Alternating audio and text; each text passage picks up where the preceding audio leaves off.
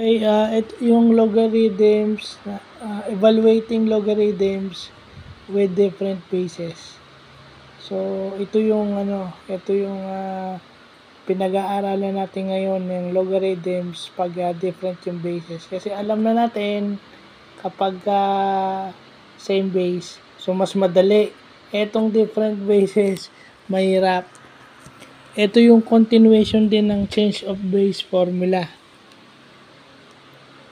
So, ito yung inaano natin ngayon.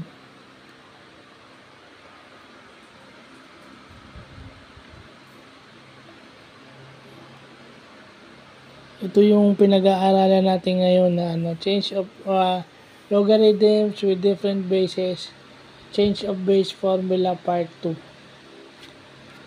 So, yun. Siguro mamaya na yung condensed logarithm. Meron pang condensed yan eh. So, yun yung pag-aaralan pa natin. Yung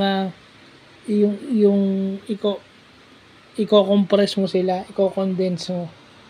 So, mas maigsi yung solution kasi naka-condense. So, yun lang po.